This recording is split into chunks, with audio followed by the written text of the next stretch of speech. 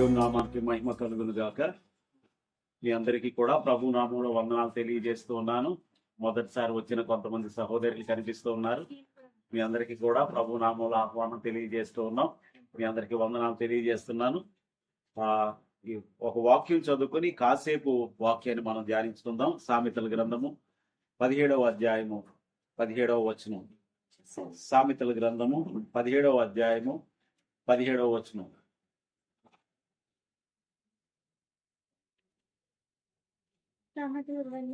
పదిహేడవ అధ్యాయము 17వ వచనం. నిజమైన స్నేహితుడు విడువక ప్రేమించును, దుర్దశలో అటివాడు సహోదరుడుగా నుండును. నిజమైన స్నేహితుడు విడువక ప్రేమించును. చిన్న ప్రార్థన చేసుకుందాం. సర్వోన్నతుడును సర్వశక్తివంతుడు అయిన మా ప్రియ పరలోకపు తండ్రి, జీవము గల దేవా, పడిపోయి నశించిపోయిన మానవులను ప్రభువా రక్షించడానికి నిజమైన స్నేహితునిగా ఈ లోకంలోనికి వచ్చి ఏ విధంగా జీవించాలో మాకు నేర్పించి, పాపముల నిమిత్తము గొప్ప బలియాగము చేసి తన స్నేహితుల కొరకు తన ప్రాణము పెట్టువాని కంటే ప్రేమ గలవాడు మరి ఎవడునూ లేడు అని మాటను సెలవించి మా కొరకు పరలోకమును సిద్ధపరిచిన ప్రభువా, నీకు వందనములు, స్తుతులు, స్తోత్రములు చెల్లిస్తున్నాం. వాక్య స్వరూపైన నీ వాక్య దర్శనమును మేము చేయాలని ఆశతో నీ సన్నిధికి వస్తూ ఉండగా ప్రభువా, దయచేసి మాతో మాట్లాడమని, వినగలిగే చెవులు, గ్రహించగలిగే మనస్సు, ఆచరించగలిగే జీవితం మాలో ప్రతి ఒక్కరికి అనుగ్రహించమని యేసు నామంలో, నిజమైన స్నేహితుడైన యేసు నామంలో స్తుతించి వినయముగా వేడుకొచ్చున్నాము తండ్రి, ఆమేన్. ఆగస్టు 1వ ఆదివారం ప్రపంచం అంతా కూడా స్నేహితుల దినోత్సవం చేసుకుంటారు. ఏంటి అండి? ఫ్రెండ్షిప్ డే కదా, ఇంటర్నేషనల్ ఫ్రెండ్షిప్ డే. మా చిన్నది మైటి ఆగస్ట్ వస్తుందంటే ఫ్రెండ్షిప్ బ్యాండ్ కొనమంటారు. ఫ్రెండ్షిప్ బ్యాండ్ పెట్టుకుంటే ఫ్రెండ్షిప్ డే అనుకుంటది మైటి. కానీ ఫ్రెండ్షిప్ బ్యాండ్ తోటే ఫ్రెండ్షిప్ డే అయిపోదు. కానీ స్నేహితుడు అంటే ఎవరు, అసలు ఎన్ని రకాల స్నేహాలు ఉంటాయి అని మనం ఆలోచిస్తే దాదాపుగా అంటే బ్రాడ్లీ కేటగిరైజింగ్, అంటే బ్రాడ్ గా మనం కేటగిరైజ్ చేస్తే 3 రకాల స్నేహాలు ఉంటాయి. ఒకటి ఏమిటి అంటే పనిలో, అంటే ఒకే చోట పని చేసే వారందరికీ కలిగే స్నేహం. అందరూ కలిసి పని చేస్తారు కాబట్టి ఒకరికొకరు సహకరించుకుని చేసే స్నేహం, పనిలో చేసే స్నేహం. ఇక రెండవది అందరికీ, అంటే నాకు డ్రాయింగ్ అంటే ఇంట్రెస్ట్ అనుకోండి, వేరే వాళ్ళు కూడా డ్రాయింగ్ అంటే ఇంట్రెస్ట్, మా ఇద్దరికి కామన్ ఇంట్రెస్ట్ ఉంది కాబట్టి స్నేహం అలా ఏర్పడుతుంది. నాకు క్రికెట్ అంటే ఇష్టం, వేరే వ్యక్తి కూడా క్రికెట్ అంటే ఇష్టం. బస్సులో కనపడ్డాడు లేదా మెట్రోలో కనపడ్డాడు, అలా పరిచయం స్టార్ట్ అవుతుంది. ఇద్దరు కలిపి స్నేహం ప్రారంభం అవుతుంది. ఈ విధంగా అయితే పని చోట స్నేహం ఉంటుంది, అదొక రకమైన స్నేహం, మనం పని చేసే చోట. రెండవది, ఇద్దరికి ఉన్న కామన్ ఇంట్రెస్ట్ని బట్టి స్నేహం ఉంటుంది. కానీ మనం గుర్తించినది ఏంటంటే ప్రతి సంబంధ బాంధవ్యంలో కూడా ఒక స్నేహం ఉంటుంది. అది తల్లిదండ్రులతోనైనా, తోబుట్టువులతోనైనా, భార్యాభర్తలైనా. అసలు ఆ భార్య భర్తల మధ్య స్నేహం లేకపోతే వారి బాంధవ్యం అంత గట్టిగా ఉండదని నేను అనుకుంటాను. ఏదో తల్లిదండ్రులు ఏర్పరిచిన దాన్ని బట్టి కాదు, కానీ భార్య భర్తల మధ్యన కూడా ఏముండాలి? స్నేహం ఉండాలి. A good friends ends up can end up as a good couple. కాబట్టి మంచి స్నేహం అనేది ఉండాలి. పిల్లలతో కూడా చిన్నప్పుడు ఎదిగే వయసు వచ్చే వరకు మనం క్రమశిక్షణతో చూసినా తర్వాత వారు మనతో ఏదైనా పంచుకునేటంత స్నేహం మన వారితో ఉండాలి. కాబట్టి తల్లిదండ్రులతో స్నేహం ఉండాలి, తోబుట్టువులతో స్నేహం ఉండాలి. ఏ సంబంధ బాంధవ్యమైనా స్నేహంతోటే అది పదిలంగా ఉంటుంది. కాబట్టి స్నేహం అనేది మనకి కంటికి కనిపించకపోవచ్చు, కానీ ప్రతి సంబంధ బాంధవ్యంలో కూడా ఏముంటదమ్మా? స్నేహం ఉంటుంది. కాబట్టి ఎప్పుడైనా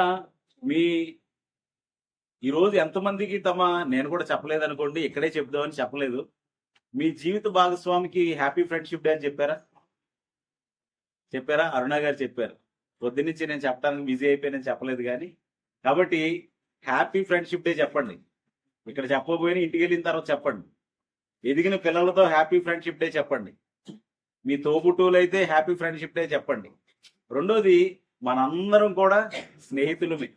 ఎందుకంటే యేసు ప్రభు ఏమన్నాడంటే మీరు నా స్నేహితులు అన్నారు. అయితే స్నేహానికి ఉండే లక్షణాలు మనం చూద్దాం. ముందుగా ఎన్ని రకాల స్నేహాలు ఉంటాయి మనం చూసాం. స్నేహాలకు ఉండే లక్షణం ఏంటంటే, స్నేహం అనేది మనం చాలాసార్లు అనుకుంటాం అది ఒక నిబంధన. స్నేహం అనేది ఒక నిబంధన, ఇట్స్ ఎ బాండ్. ఆ నిబంధన లేకపోతే మనం ముందుకు సాగలేం. దానికన్నా ముందు స్నేహంలో ఏముండకూడదంటే అసూయ, ద్వేషాలు అనేది ఉండకూడదు. మీకు వాక్యం చూపిస్తాను. మొదటి సమూయేలు గ్రంథం 18వ అధ్యాయం 2-3 వచనాలు చూస్తే, మొదటి 3 వచనాలు నేను చదువుతున్నా. ఇప్పుడు దావీదు ఏలా లోయలో గొలియాతును జయించాడు. దావీదు అనేవాడు అప్పటికి ఒక అనామకుడు. దావీదు ఎవరో ప్రపంచానికి తెలియదు. అటువంటి సమయంలో తన అన్నలు బాగున్నారో లేదో చూడటానికి వచ్చిన దావీదు ఏం చేశాడు? ఆశ్చర్యకరంగా గొలియాతును జయించాడు. ఒక్కసారిగా దావీదు గొప్ప హీరో అయిపోయాడు. అయిపోయేసరికి అప్పుడు దావీదు ఒక చేతిలో గొలియాతు కట్కం ఉంది, ఒక చేతిలో గొలియాతు తల ఉంది. అతడు ఏలా లోయ నుంచి నడిచి వస్తూ ఉంటే అప్పుడు సౌలుతో మాట్లాడుతూ ఉన్నాడు. చూద్దాం, ఈ 3 వచనాలు చూస్తే, దావీదు సౌలుతో మాట్లాడుట చాలించినప్పుడు యోనాతాను హృదయము దావీదు హృదయముతో కలిసిపోయెను. అంటే the best friends in the entire Bible మనం చూస్తే ఎవరు అని ఆలోచిస్తే దావీదు, యోనాతాన్. యోనాతానేమో రాజకుమారుడు, దావీదేమో గొర్రెలు కాచుకునేవాడు. యోనాతానేమో పరాక్రమవంతుడు. అప్పటి వరకు దావీదు ఎవరో ఎవరికి తెలియదు. అటువంటి ఒక అనామకుడు వచ్చి, ఒక వైల్డ్ కార్డ్ గా వచ్చి అతను గొలియాతును జయించేసరికి యోనాతాన్ ఏమనుకోవాలి? సాధిస్తే నేను సాధించాలి కానీ వాడెవడో వచ్చి సాధించేడేంటి అని అసూయ పడలేదు, బాధపడలేదు. అదేంటి నా క్రెడిట్ అంతా వాడే కొట్టేశాడని అసూయ పడలేదు, వేషించలేదు. కానీ దావీదుతో తన మనసు ఏమైంది? కలిసిపోయింది. కాబట్టి మనసులు కలిసిన వారు ఏమవుతారంటే స్నేహితులు అవుతారు. ఈరోజు మన స్నేహితులందరితో మనం ఎలా ఉండాలి అంటే దేవుని ప్రేమను, యేసు ప్రేమను చూపించాలి. అయితే మొట్టమొదటిగా ఈ బాండింగ్ అనేది ఉంటుంది, ఈ నిబంధన అనేది ఉంటుంది. కాబట్టి వీరిద్దరు మనసులు కలిసిపోయినప్పుడు యోనాతాను ఏం చేశాడని మనం ఆలోచిస్తే చూడండి, దేవుడు దావీదుతో అతడు నిబంధన చేశానని రాయబడి ఉంటుంది. 18వ అధ్యాయం మనం చూస్తే ఆ హృదయం కలిసిపోయింది. యోనాతాను దావీదును తనకు ప్రాణ స్నేహితుడిగా భావించుకుని అతని ప్రేమించాను. కాబట్టి ఈ స్నేహంలో ఏముంటది అంటే అది ఒక నిబంధన ఉంటుంది. మన స్నేహితులతో మనకు ఒక నిబంధన ఉండాలి. ఆ నిబంధనకు సాక్ష్యం ఎవరై ఉండాలంటే దేవుడై ఉండాలి. 17వ అధ్యాయం 42వ వచనం చూస్తే, మొదటి సమూయేలు గ్రంథం 17వ అధ్యాయం 42వ వచనం చూస్తే అక్కడ కూడా అది కాదండి, ఒకసారి చూద్దాం. ఇక్కడ నిబంధన చేసుకున్నట్లు చూస్తూ ఉన్నాం. అయితే ఈ స్నేహంలో మనం చేయాల్సిన ముఖ్యమైన విషయం ఏంటంటే మన స్నేహితుడు బాగుంటే నేను బాగుంటాను అనుకోవాలి, నేను బాగుంటే నా స్నేహితుడు బాగుంటాడు అనుకోవాలి. ఇందాక ప్రాణేష్ చెప్తున్నాడు, నేను బాగుంటే నా కుటుంబం అంతా బాగుంటుంది. ఎప్పుడైతే ఈ ఆలోచన మనకు వస్తుందో అప్పుడు మనం గొప్ప సాధించడానికి ముందుకు సాగుతాం. ఎప్పుడైతే ఈ ఆలోచన మనకు ఉంటుందో అప్పుడు మన చుట్టూ ఉన్న వారందరూ కూడా బాగుంటారు. కాబట్టి స్నేహంలో ఒక నిబంధన ఉంటుంది, స్నేహంలో ప్రేమ ఉంటుంది, స్నేహంలో హృదయములు కలుస్తాయి. స్నేహంలో నేను బాగుంటే నా స్నేహితుడు బాగుంటాడు, కాబట్టి నేను ఏ విధంగా అయినా కష్టపడి బాగుండాలి. నా స్నేహితుడు బాగుంటే నేను బాగుంటాను. అంటే అరమరికలు లేని ప్రేమ, నిస్వార్థమైన ప్రేమ, అసూయ లేని ప్రేమ, ఇవన్నీ ఎక్కడ ఉంటాయంటే స్నేహంలో ఉంటాయి. కాబట్టి మనం కూడా దేవునిని ప్రేమించే వారమైతే దేవుడు కూడా, యేసుక్రీస్తు ప్రభు వారు కూడా విడువక మనలను ప్రేమిస్తూ ఉన్నాడు. ఒకసారి చూడండి, ఆయనే మొదట మనలను ప్రేమించాడు. అందుకని ఇక్కడ వాక్యంలో మనం ఏం చదివామంటే నిజమైన స్నేహితుడు విడువక ప్రేమించును. మన యేసు మనలను విడువక ప్రేమించే దేవుడు. మనం భారతీయులమైన ఒకసారి ఆఫీసులోకి వెళ్తే ఇంటర్నేషనల్ ఆర్గనైజేషన్ లో పనిచేసే వాళ్ళకి ఇది అర్థం అవుతుంది. ఇప్పుడు ఆల్ ఇండియా లెవెల్లో పనిచేసాం అనుకోండి, లేదా మల్టీ స్టేట్ లో పనిచేసాం అనుకోండి, ఆంధ్ర వాళ్ళంటే ఇక్కడ నచ్చదు, ఇక్కడ వాళ్ళంటే ఆంధ్ర వాళ్ళకి నచ్చదు. అంటే ప్రాంతీయ ఫీలింగ్. రెండోది, ఒక మతాన్ని ఫాలో అయ్యే వాళ్ళకి ఇంకో మతానికి నచ్చదు. కదా, ఒక విశ్వాసాన్ని ఫాలో అయ్యే వాళ్ళకి ఇంకో విశ్వాసం నచ్చదు. ఇప్పుడు తెలుగులోనే ఒకసారి దుబాయ్ వెళ్తే వాక్యం చెప్పడానికి, అక్కడ తెలుగులో 2 రకాలు, అంటే ఆంధ్ర తెలంగాణ అదో ఫీలింగ్ ఉంది. మరలా ఇంకోటి ఏముందంటే, ఈ తెలుగులో కూడా ఆంధ్ర వాళ్ళు ఎక్కువ ఉన్నారు. ఆంధ్ర వాళ్ళలో కూడా తూర్పు గోదావరి అంటే పశ్చిమ గోదావరి వాళ్ళకి పడదు, పశ్చిమ గోదావరి వాళ్ళు అంటే తూర్పు గోదావరి వాళ్ళకి పడదు. అంటే అందులో కూడా గోదావరి అవతల యువతల కూడా ఎంత వైరం ఉందా అని నేను అక్కడికి వెళ్ళిన తర్వాత అర్థమైంది. అంటే చూడండి ఎన్ని ఫీలింగ్స్ ఉంటాయి. తర్వాత మనము తమిళోళ్ళు కలిసి పనిచేసాం అనుకోండి, తమిళ్ కొంచెం డామినేటింగ్ గా ఉంటారు, ఆఫీసులో ఉంటుంది డామినేటింగ్ గా ఉంటారు, మేనేజర్స్ వాళ్ళు ఉంటే డామినేటింగ్ గా ఉంటారు. మళ్ళా సౌత్ ఇండియా నార్త్ ఇండియా చూసామనుకోండి, మళ్ళీ సౌత్ ఇండియాలో మనల్ని వీళ్ళకి ఎక్కువ రాదు అన్నట్టుగా మనం తక్కువగా చూస్తారు. మళ్ళీ ఇంకో బయటికి వెళ్ళామనుకోండి, వీళ్ళు ఇండియన్సా అని చూస్తారు. అంటే ఇన్ని రకాల తారతమ్యాలు ఉంటే, కానీ యేసు ఏం చేశాడో తెలుసా? మనము దూరస్తులమై ఉండగా, మనం అపవిత్రులమై ఉండగా, మనము పాపులమై ఉండగా, మనం ఎందుకు పనికిరాని వారమై ఉండగా యేసు నీ కొరకు నా కొరకు ప్రాణము పెట్టాడు. ఇది నిజమైన ప్రేమ, నిస్వార్థమైన ప్రేమ, నిబంధన కలిగిన ప్రేమ. కాబట్టి ఇటువంటి ప్రేమను మనం గుర్తించగలుగుతూ ఉన్నామా? అబ్రహాము దేవుని స్నేహితుడు అని పిలువబడ్డాడు. దేవుని కూడా స్నేహం ఉంటదండి. దేవుడు ఎవరితో స్నేహం చేశాడంటే అబ్రహాముతో స్నేహం చేశాడు. అబ్రహాము స్నేహితులుగా జీవించాడు కనుక అబ్రహాము సంతానాన్ని ఏం చేశాడు? ఆశీర్వదించాడు. ఇక్కడ మనం చూస్తే చూడండి, యెషయా గ్రంథం 41వ అధ్యాయం 8వ వచనం చూస్తే, అక్కడ యాకోబుతో దేవుడు మాట్లాడుతూ ఉన్నాడు. ఏమని మాట్లాడుతూ ఉన్నాడు? యెషయా గ్రంథం 41వ అధ్యాయం 8వ వచనం చూస్తే, అక్కడ దేవుడు మాట్లాడుతూ ఉన్నాడు. నా సేవకుడు అయిన ఇశ్రాయేలు, నేను ఏర్పరచుకొనిన యాకోబు, నా స్నేహితుడైన అబ్రహాము సంతానమా. జాగ్రత్తగా గమనించండి, మనం దేవునితో స్నేహం చేస్తే దేవుడు ఎవరితో మాట్లాడతాడు, ఎవరిని ధైర్యపరుస్తాడు, ఎవరిని ఆశీర్వదిస్తాడంటే మన సంతానాన్ని దేవుడు ఆశీర్వదిస్తాడు. దేవునితో మనం స్నేహం చేయాలని దేవుడు ఆశపడుతూ ఉన్నాడు. దేవుడే ముందొచ్చాడు, దేవుడే బలవంతుడు, దేవుడే శక్తివంతుడు. కానీ దేవుడే కిందకు వచ్చి నీతో నాతో స్నేహం చేయడానికి ఇష్టపడుతూ ఉన్నాడు. ఇప్పుడు ఫ్రెండ్స్ అంటే చాలా మంది తల్లిదండ్రులతో షేర్ చేసుకోలేదు కదా, బంధువులతో షేర్ చేసుకోలేదు. ఎవరితో షేర్ చేసుకుంటారు? ఫ్రెండ్స్ తో షేర్ చేసుకుంటారు. అందుకని ఎదిగిన పిల్లలకి తల్లిదండ్రులుగా మనం ఎలా ఉండాలి? ఫ్రెండ్స్ గా ఉండాలి. కాబట్టి మనతోటే షేర్ చేసుకోవాలి. ఏదన్నా ఫ్రెండ్స్ తో షేర్ చేసుకున్న తప్పు లేదనుకోండి, కానీ మనతో షేర్ చేసుకోలేనంత దూరంలో మనం ఎప్పుడు ఉండకూడదు. ఇది చాలా జాగ్రత్తగా గమనించాలి. మనతో షేర్ చేసుకోలేని సమయం, మనతో షేర్ చేసుకోలేని పరిస్థితులు ఉంటేనే వాళ్ళు ఎదిగిన వయసులో ఎవరితో షేర్ చేసుకోవాలో తెలియని వారితో మిడిమిడి జ్ఞానం ఉన్న తమ ఫ్రెండ్స్ తో షేర్ చేసుకుంటారు.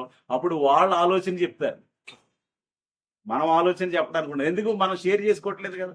కాబట్టి క్రైస్తవ విశ్వాసులముగా మనం మన పిల్లలతో ఫ్రెండ్షిప్ చేయాలి. రెండవది, మనం దేవునితో స్నేహం చేయాలి. దేవునితో స్నేహం చేస్తే దేవుని లక్షణాలు మనకు అలవడతాయి, దేవుని ప్రేమ మనకు తెలుస్తుంది, దేవుని ఆలోచన మనకు తెలుస్తుంది. అప్పుడు అదే ప్రేమను మన పిల్లలతో, మన చుట్టూ ఉన్న వారితో మనం పంచుకోవచ్చు. కాబట్టి ప్రతి చిన్న విషయం అయినా మనం షేర్ చేసుకోవచ్చు.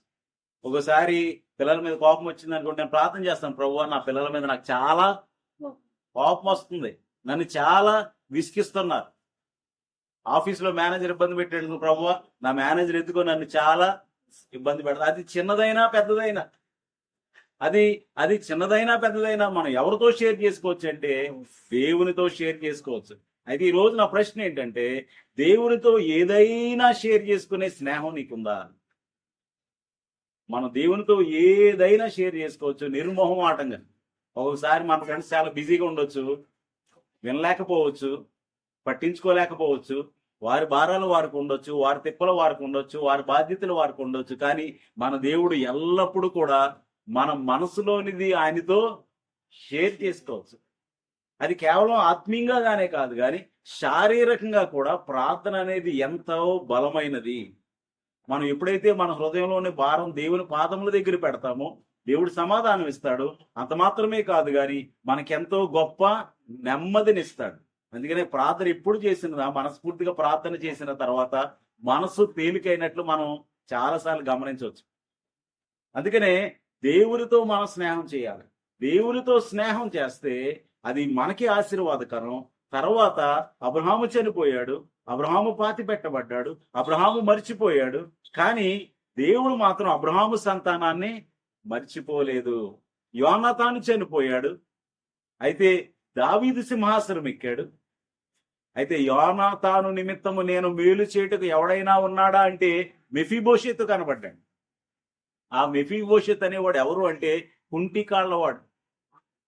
ఆ యోనాతాను ఇప్పుడు దావీదు ఫ్రెండ్స్, వారిద్దరూ నిబంధన చేసుకున్నారు. నీవు నేను జీవితకాలం అంతా కలిసి ఉండాలరా అనుకున్నారు. పరిస్థితులు బట్టి యుద్ధం జరిగింది. గిల్బోవ పర్వతం మీద రాజైన సౌలు చనిపోయాడు, పరాక్రమవంతుడైన యోనాతాను చనిపోయాడు. కొన్ని సంవత్సరాలు గడిచినాయి. దావీదు ఇప్పుడు సింహాసనం ఎక్కాడు. అప్పుడు దావీదు ఏమనుకుంటున్నాడో తెలుసా? యోనాతాను నిమిత్తం మేలు చేయడానికి ఎవరైనా ఉన్నారా అంటే 5 సంవత్సరాల వయసులో యుద్ధం జరిగింది. అప్పుడు వాని దాది వాడిని ఎత్తుకుని పరుగున వెళుతుంది. పడిపోయేసరికి వాళ్ళ కాలికి దెబ్బ తగిలింది, విరిగిపోయింది. వాడు ఏమైపోయాడంటే కుంటివాడైపోయాడు. కానీ దావీదు పిలుస్తూ ఉన్నాడు. పిలిచి ఏమంటున్నాడో తెలుసా? నా స్నేహితుడైన యోనాతాను నిమిత్తం నువ్వు నా జీవిత కాలం అంతా కూడా నా భోజనపు బల్ల యొద్ద నా కుమారులతో కలిసి నువ్వేం చేయాలి? భోజనం చేయాలి. కాబట్టి ఎంత గొప్ప నిబంధన, ఎంత గొప్ప ప్రేమ. తన స్నేహితుడు లేకపోయినా తన స్నేహితుడి నిమిత్తము మెఫీబోషెతుని, కుంటికాళ్ల వాడైన మెఫీబోషెతుని, ఎందుకు పనికిరాని మెఫీబోషెతుని, ఎందుకు ఎవరు కన్సిడర్ చేయని మెఫీబోషెతుని తన జీవిత కాలం అంతా కూడా తన భోజనపు బల్ల యొద్ద కుమారునిగా పోషించాడు దావీదు. ఆమేన్. కాబట్టి మన మంచితనం, మన స్నేహం ఎవరికి మేలు చేస్తుందో తెలుసమ్మా? మన పిల్లలకు మేలు చేస్తుంది. కాబట్టి మనం దేవునితో స్నేహం చేస్తే అది మనకు ఆశీర్వాదం. మనం దేవునితో స్నేహం చేస్తే అది మన పిల్లలకు క్షేమం. కాబట్టి దినమున మనం దేవునితో స్నేహం చేస్తా ఉన్నామా? దేవుడే స్నేహం చేశాడు. స్నేహం చేయడానికి ఆయన భూమికి దిగి వచ్చాడు. స్నేహం చేయడానికి ఆయన ప్రాణం పెట్టాడు. చూడండి, చాలా సార్లు మనం గొప్పవారితో స్నేహం చేయాలని ఆశపడదు, గొప్పవారితో పరిచయాలు ఉండాలని ఆశపడదు. కానీ దేవుడు ఏమనుకుంటున్నాడంటే అతి సామాన్యులతో స్నేహం చేయడానికి ఆయన ఇష్టపడుతూ ఉన్నాడు. ఒకే ఒక్కటి ఆయన ఆశించేది ఏంటంటే హృదయమందు యథార్థత ఉండాలి, హృదయమందు పరిశుద్ధత ఉండాలి. ఇప్పుడు మనం చాలా నీట్ గా ఉన్నాం కదా, మనం చాలా నీట్ గా ఉన్నాం అనుకోండి, మంచిగా డ్రెస్ వేసుకున్నాం. మన ఫ్రెండ్ చిరిగిపోయిన బట్టలు వేసుకుంటే మనకు నచ్చుతుందా? మన ఫ్రెండ్ మురిగ్గా ఉంటే మనకు నచ్చుతుందా? నచ్చదు. దేవుడు కూడా అంతే. ఆయన ఎంత పరిశుద్ధుడై ఉన్నాడో స్నేహం చేసే మనం కూడా అంతే పరిశుద్ధులంగా ఉండాలని ఆశపడుతున్నాడు. అందులో తప్పు లేదు. ఆయన ఎంత నీతి గలవాడై ఉన్నాడో మనం కూడా అంత నీతి గలగా ఉండాలని దేవుడు ఆశపడుతూ ఉన్నాడు. కాబట్టి మనం దేవుని లక్షణాలతో దేవునితో స్నేహం చేయొచ్చు. ఆ విశ్వాసముతో అబ్రహాము దేవుని స్నేహితుడని పిలువబడ్డాడు. ఎందుకో తెలుసా? అబ్రహాము దేవుడిని నమ్మాడు. అబ్రహాము దేవుడు ఎక్కడికి వెళ్ళమంటే ఎక్కడికి రమ్మంటే అక్కడికి వచ్చాడు. అబ్రహాము దేవుడు ఏం చేయమంటే అది చేశాడు. కాబట్టి మనం అలా చేస్తున్నామా? దేవునితో నిబంధన కలిగి జీవించాలి. దేవుని మనసును అర్థం చేసుకోవాలి. అసలు నేను చదువుతున్నా అసలు ఎందుకు అబ్రహామే దేవుని స్నేహితుడని పిలువబడ్డాడు, మిగతా వాళ్ళు ఎందుకు పిలువబడలేదంటే అబ్రహాము దేవుని మనసును అర్థం చేసుకున్నాడు. మనసును అర్థం చేసుకునే వాళ్ళు ఏమవుతారు? స్నేహితులు అవుతారు కదా. మనం కూడా ఏం చేయాలంటే దేవుని మనస్సును అర్థం చేసుకోవాలి. కాబట్టి పిల్లలతో స్నేహం చేయాలంటే పిల్లల మనసును అర్థం చేసుకోవాలి. తల్లిదండ్రులతో స్నేహం చేయాలంటే తల్లిదండ్రుల మనసు అర్థం చేసుకోవాలి. మనసు అర్థం చేసుకున్న వాళ్ళు ఏమవుతారు? స్నేహితులు అవుతారు. కాబట్టి మన దేవుని మనసు మనకి ఎలా తెలుస్తుంది అంటే ఆయన వాక్యము ద్వారా ఆయన మనసు మనకు తెలుస్తుంది.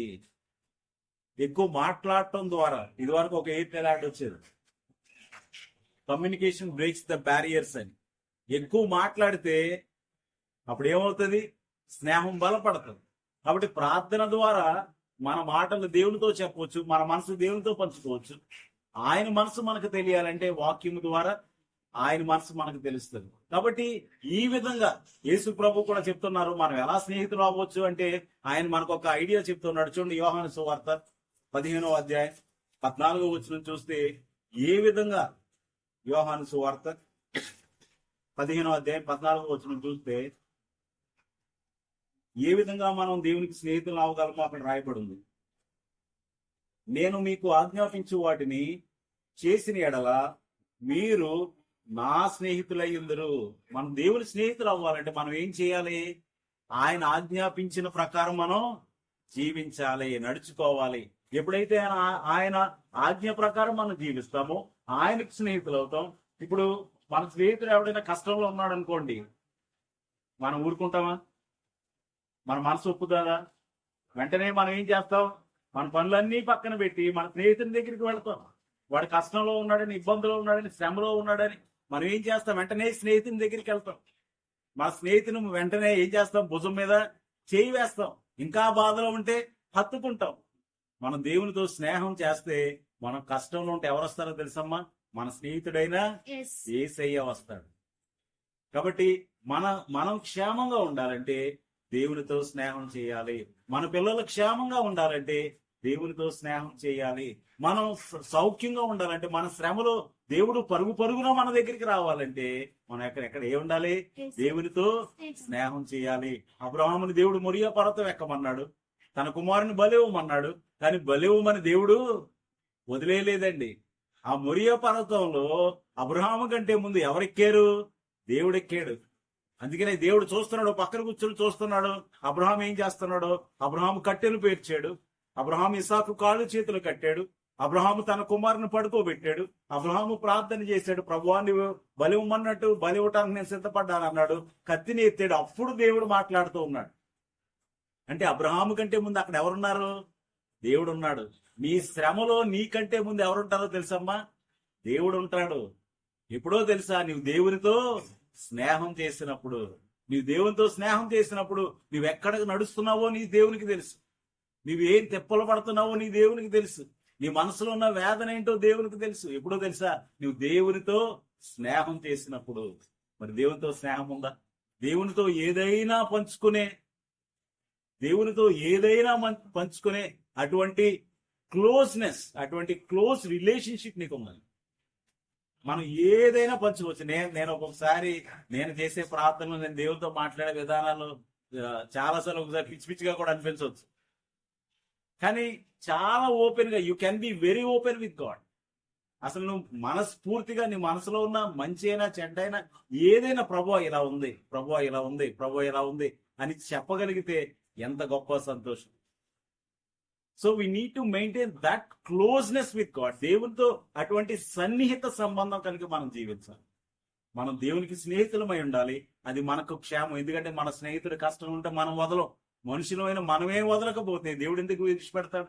దేవుడు విడిచిపెట్టాడు. కాబట్టి దేవునితో స్నేహం చేయటం మనకి క్షేమం. దేవునితో స్నేహం చేయటం, దేవుడు ఏమంటున్నాడంటే, నా స్నేహితుడైన అబ్రహాము సంతానమా కదా. మండుచున్న పొదలో నుంచి దేవుడు మన మధ్య మాట్లాడు. మనం ఫాదర్స్ డే రోజుని ధ్యానించాం. మండుచున్న పొదలోంచి దేవుడు మాట్లాడుతూ మోషేతో ఏమన్నాడు తెలుసా? నేను నీ తండ్రి దేవుడను, నేను నీ తండ్రి దేవుడను. అంటే తన తండ్రి దేవునితో సహవాసం చేశాడు. ఇప్పుడు మోషే ఒంటరిగా ఉన్నప్పుడు, ఓడిపోయినప్పుడు, ఇంకా నా జీవితం ఎందుకు పనికిరాదు అనుకున్నప్పుడు ఎవరు వచ్చాడో తెలుసా? మోషే దగ్గరికి దేవుడే దిగొచ్చాడు. అంటే మనం ఉన్నా లేకపోయినా మన పిల్లలు కష్టంలో ఉన్నప్పుడు మనం దేవునితో స్నేహం చేసి జీవిస్తే గనక, మనం కష్టంలో ఉన్నప్పుడు మన పిల్లల దగ్గరికి ఎవరు వస్తారో తెలుసమ్మా? దేవుడే వస్తాడు. దేవుడు చేంజ్ చేస్తాడో తెలుసా? వాళ్ళని బలపరుస్తాడు. దేవుడు చేంజ్ చేస్తాడో తెలుసా? అనేక మందికి ఆశీర్వాదకరంగా చేస్తాడు. This is the best relationship in the world. దేవునితో స్నేహం అనేది the most beautiful relationship in the world. కాబట్టి అటువంటి రిలేషన్షిప్ మనం మెయింటైన్ చేస్తూ ఉన్నామా? దేవునితో నీ స్నేహం ఎలా ఉంది? మన స్నేహితులతో రోజు మాట్లాడతాం, ఫోన్లు చేస్తాం, మాట్లాడుకుంటాం, కలిసి షేర్ చేసుకుంటాం. మరి దేవునితో షేర్ చేసుకునే మనసు మనకుందాం. కాబట్టి ఇవన్నీ మనం ఆలోచిస్తే, మనం ఆయన ఆజ్ఞలను పాటిస్తే అప్పుడు మనం ఏమవుతామో తెలుసా? ఆయన స్నేహితులం అవుతాం. అబ్రహాము దేవుని స్నేహితుడు ఎందుకు అయ్యాడు అని అంటే, అబ్రహాము దేవుని మనసును అర్థం చేసుకున్నాడు. మనం కూడా దేవుని మనసును అర్థం చేసుకోవాలి. మనం పాపులమై ఉండగా ఆయన తన ప్రాణం పెట్టడానికి ఈ లోకంలోకి వచ్చాడు. ఇందాక చదివిన మాటకి ఒక మాట ముందు చదివితే, యోహాను సువార్త 15:13 చూస్తే చూద్దాం. తన స్నేహితుల కొరకు తన ప్రాణము పెట్టువాని కంటే ఎక్కువైన ప్రేమ గల వాడెవడునో లేడు. ఆయన స్నేహితుడై ఉన్నాడు. ఆయన ఎంతవరకు స్నేహం చేశాడంటే, తన ప్రాణం పెట్టి అంతగా స్నేహం చేశాడు. కాబట్టి మన స్నేహితుని మనం విడిచిపెట్టొద్దు. అయితే ఈ లోకంలో కూడా మనకు స్నేహితులు ఉన్నారు. వాళ్ళకు కూడా మనం ఏం చేయాలో తెలుసా? దేవుని ప్రేమను చూపించాలి. మన ప్రేమను బట్టి మన స్నేహితులు మారిపోవాలి. మనం చెప్పాల్సిన అవసరం లేదు. అయితే మన స్నేహితుల కోసం మనం ఏం చేయాలో తెలుసమ్మా? యోబు గ్రంథం 42వ అధ్యాయం 10వ వచనం చూస్తే, చివరిగా యోబు గ్రంథం 42వ అధ్యాయం 10వ వచనం చూస్తే, అక్కడ యోబు ఏం చేస్తూ ఉన్నాడని ఆలోచిస్తే, యోబు కూడా స్నేహితులు ఉన్నారు. స్నేహానికి వయసు లేదు కదా. నిన్నెవరో వాట్సాప్ ఏదో పెట్టారు, చూస్తే 60 సంవత్సరాల వ్యక్తి ఒక్కడే ఉన్నాడు అనుకోండి, 60 సంవత్సరాలు ఉంటుందండి. ఒక్క నిమిషం అమ్మ. 60 సంవత్సరాల వ్యక్తి ఒక్కడే ఉంటే 60 సంవత్సరాలు ఉంటాయండి. 60 సంవత్సరాల వ్యక్తులు ఇద్దరు ఉన్నారనుకోండి, అప్పుడు వాళ్ళిద్దరూ 30 సంవత్సరాల మాట్లాడుకుంటారంట. అంటే వాళ్ళ వయసు ఏమవుతుంది? సగం అయిపోతుంది. ఇద్దరు 60 సంవత్సరాల ఉన్నారనుకోండి, 30 సంవత్సరాల అయిపోతారంట. అదే ముగ్గురు ఉన్నారనుకోండి, 20 సంవత్సరాల వాళ్ళ మాట్లాడుకుంటారంట. ఒకవేళ 6 ఉన్నారనుకోండి, 10 సంవత్సరాల పిల్లల్లా మాట్లాడుకుంటారు. అందుకనే మన 10th క్లాస్ మనతో కలిసి చదివారనుకోండి, మనకి ఎంత పెద్దవాళ్ళం అయిపోయినా, మన పిల్లలు 10వ క్లాస్ దాటేసిన 10th క్లాస్ స్నేహితులు కనబడితే మనం ఎలా మాట్లాడతాం? 10th క్లాస్ పిల్లలానే మాట్లాడుకుంటాం. అవునమ్మా? కాబట్టి స్నేహం అనేది very healthy relationship in the world. కానీ ఏ సంబంధ బాంధవ్యమైనా మీరు గమనించండి, అది స్నేహితులైనా, తల్లిదండ్రులైనా, భార్యాభర్తలైనా, తోబుట్టులైనా, ఏ సంబంధంలోనైనా యేసు లేకపోతే ఆ సంబంధ బాంధవ్యం సంతోషంగా ఉండదు. You take any relationship, if there is no God in the relationship, it will not be fruitful. ఏ సంబంధ బాంధవ్యంలోనైనా యేసు లేకపోతే, దేవుడు లేకపోతే ఆ సంబంధ బాంధవ్యం వర్ధిల్లదు. భర్తతో అయినా, భార్యతో అయినా, పిల్లలతో అయినా, స్నేహితులతో అయినా, you take God in the between. దేవుడు లేని సంబంధం ఏది నిలబడదు. నిలబడినా వర్ధిల్లదు. అది ఉన్నా దాని వల్ల సంతోషం ఉండదు. కాబట్టి ఏ బంధంలో అయినా ఎవరుండాలో తెలుసమ్మా? దేవుడు ఉండాలి. మరి మన అన్ని బంధాల్లో దేవుడు ఉన్నాడా? మన అన్ని సంబంధ బాంధవ్యాల్లో యేసు ఉన్నాడా? యేసు ఉంటే అక్కడ సంతోషం ఉన్నట్లే, యేసు ఉంటే అక్కడ స్నేహం ఉన్నట్లే. కాబట్టి ఈరోజు మనం ఏం చేయాలంటే, ఇక్కడ మనం చదవండి అమ్మా, 42వ అధ్యాయం 10వ వచనం చూస్తే, మరియు యోబు తన స్నేహితుల నిమిత్తము ప్రార్థన చేసినప్పుడు యెహోవా అతని క్షేమస్థితిని మరలా అతనికి దయచేసిన. జాగ్రత్త గమనించండి, యోబు తన ఫ్రెండ్స్ కోసం ప్రేయర్ చేశాడు. తన ఫ్రెండ్స్ కి బాగైంది, వారికంటే ముందు ఏమైందో తెలుసా? యోబుకు బాగైంది. జాగ్రత్తగా గమనించండి, ఇది నా వ్యక్తిగత అనుభవం కూడా. 2012వ సంవత్సరంలో ఇంటి కోసం లోన్కి అప్లై చేసాం. లోన్కి అప్లై చేస్తే ఆ లోన్ వాడు సతాయిస్తున్నాడు, ఇదిగో అదిగో అదిగో ఇదిగో అని సతాయిస్తున్నాడు, ఇబ్బంది పెడుతున్నాడు. వస్తుంది అన్నాడు, రాదు అన్నాడు, ఏదో అన్నాడు, తక్కువ అన్నాడు, వాల్యుయేషన్ అన్నాడు, ఏదో అంటున్నాడు. ఈ లోపు ఓ ఫ్రెండ్ ఉండేవాడు, జీవన్ అని. అతను ఇప్పుడు ఆ సెల్ ఫోన్ టవర్స్ ఎరెక్షన్ దాంట్లో పనిచేస్తూ ఉండేవాడు. అతను కూడా నా దగ్గరికి వచ్చి, బ్రదర్ నేను ఒక స్థలం కొట్టున్నాను నీకు చెంగిచెర్లలో. చిన్న స్థలం, 150 గజాలు. అప్పుడు గజు 1000 రూపాయలు 2000, చిన్నదే. కానీ లోన్ కోసం ట్రై చేస్తున్నాను బ్రదర్. ఆ లోన్ వాడు ఏదో ఇబ్బంది పెడుతున్నాడు, ఏదో పర్సనల్ లోన్ ట్రై చేస్తున్నాను అన్నాడు. అతను ఉద్యోగం మీద ఆధారపడేవాడే. అయితే ఈలోపు నేను చాలా రోజుల నుంచి లోన్ కోసం నేను ప్రార్థన చేస్తున్నాను. ఈలోపు అతను నా దగ్గర వచ్చి, బ్రదర్ ప్రేయర్ చేయండి అన్నాడు. సరే, ఇద్దరం కలిసి ఏం చేసామంటే, బ్రదర్ మిమ్మల్ని ఆ స్థలాన్ని తీసుకెళ్తాను, మనం అక్కడికి వెళ్దామంటే, రెండు బ్రదర్ అయినా అక్కడ చెంగిచెర్ల చాలా లోపల, ఇప్పుడు అదంతా పెద్ద సిటీ అయిపోయింది అనుకోండి. ఇద్దరం వెళ్ళాం. ఆ స్థలంలో నిలబడి నేను అతని గురించి జీవనం కోసం ప్రేయర్ చేశాను. తర్వాత ఇంటికి వచ్చిన తర్వాత కూడా ప్రేయర్ చేయడం ప్రారంభించాను. మీరు నమ్ముతారో నమ్మరో, అతని కోసం నేను ప్రార్థన చేస్తున్నాను, నా లోన్ శాంక్షన్ అయింది. తర్వాత అతని లోన్ శాంక్షన్ అయింది అనుకోండి. అంటే మనం ఎప్పుడైతే నిస్వార్థంగా మన స్నేహితుల కోసం ఏం జరగాలని కోరుకుంటామో అదే మనకి జరుగుతుంది. అందుకని మనం మన పొరుగు వానికి మేలు కోరామనుకోండి, అప్పుడు మనకు కూడా ఏం జరుగుతుంది? మేలే జరుగుతుంది. ఒకసారి ప్రభు అసలు జాగ్రత్తగా గమనించండి, మన మనసులో, అందుకనే త్రికరణ శుద్ధిగా అంటారు, మన మనసులో ప్రభువా నాకు మేలు చేయి మేలు చేయి మేలు చేయని ప్రార్థన చేసాం. ప్రార్థన అయిపోయిన తర్వాత మనల్ని ఎవడో బాగా ఇబ్బంది పెట్టినోడికి, వాడికి అలా అవ్వాలి ఇలా అవ్వాలి అలా అవ్వాలి ఇవ్వాలని మనసులో అనుకున్నాం అనుకోండి, ఒకే మనసులోంచి ఏమొచ్చింది? ప్రార్థన వచ్చింది. అంటే మేలు జరగాలని వచ్చింది. అదే మనసులోంచి ఇంకోటి ఏమొచ్చింది? కీడు జరగాలని వచ్చింది. అప్పుడు మన ప్రార్థన అవుతుందా? అవదు. కాబట్టి మన స్నేహితులకి ఏం జరగాలని మనం ప్రార్థన చేస్తాము, అదే కూడా మనకేమవుతుంది, అదే మనకు జరుగుతుంది. కాబట్టి మన స్నేహితులు మేలు కోరి మనం ప్రార్థన చేసాం అనుకోండి, అదే మేలు ఏమవుతుంది, వారికంటే ముందు మనకు వస్తుంది. కాబట్టి ఇంకో విషయం జాగ్రత్తగా గమనించండి. మన దేవుడు మన స్నేహితుడిని ఆశీర్వదించాడంటే చాలా దూరం నుంచి వచ్చాడు, ఒక్కొక్కరికి ఒక్కొక్క బ్లెస్సింగ్ ఇచ్చుకుంటూ వస్తున్నాడు. మన స్నేహితుడిని ఆశీర్వదించాడంటే తర్వాత ఎవరిని ఆశీర్వదించబోతున్నాడు, మనల్ని ఆశీర్వదించబోతున్నాడు. కాబట్టి మన స్నేహితులు బాగుంటే మనం బాగుంటాం. కాబట్టి మన స్నేహితులు బాగుండాలి అని కోరుకోవాలి. మన స్నేహితుల కోసం మనం ప్రార్థన చేయాలి. మన పరమ స్నేహితుడైన యేసుతో మన స్నేహాన్ని మనం విడిచిపెట్టకూడదు. ఎంత దేవుడితో సన్నిహితంగా స్నేహం చేస్తే మనకంత క్షేమం. మనం కష్టంలో ఉండగా మన స్నేహితులు పరిగెత్తుకుని ఎలా వస్తారో, మన ఇబ్బందులు ఉండగా మన దేవుడు మన స్నేహితుడైతే ఆయన వస్తాడు. అందుకనే నా స్నేహితుడైన అబ్రహాము సంతానమా అంటూ ఉన్నాడు. దేవుడు అబ్రహాము లేకపోయినా అబ్రహాము సంతానాన్ని విడిచిపెట్టలేదు. దావీదు యోనాతాను లేకపోయినా యోనాతాను కుంటికాళ్ళు కుమారుడైన మెఫీబోషెత్తుని విడిచిపెట్టలేదు. మనుషులే అంత ప్రేమగా ఉంటే దేవుడు ఇంకెంత ప్రేమగా ఉంటాడమ్మా. కాబట్టి మనం కూడా దేవునితో స్నేహం చేద్దాం, దేవునితో స్నేహం చేద్దాం. Whatever the situation you are, మనం ఎటువంటి పరిస్థితుల్లో ఉన్నా మనం దేవునితో పంచుకోగలిగే స్నేహం మనం చేయాలి. అయితే ఈ స్నేహం కోసం ఉరికనే రాలేదండి. ఈ స్నేహం ఆయన మన త్యాగం కాదు, కానీ ఆయన త్యాగం. ఆ త్యాగంతో ఆయన ప్రాణం పెట్టడానికి ఈ లోకంలోకి వచ్చాడు. ప్రాణము పెట్టి నీతో నాతో స్నేహితుడయ్యాడు.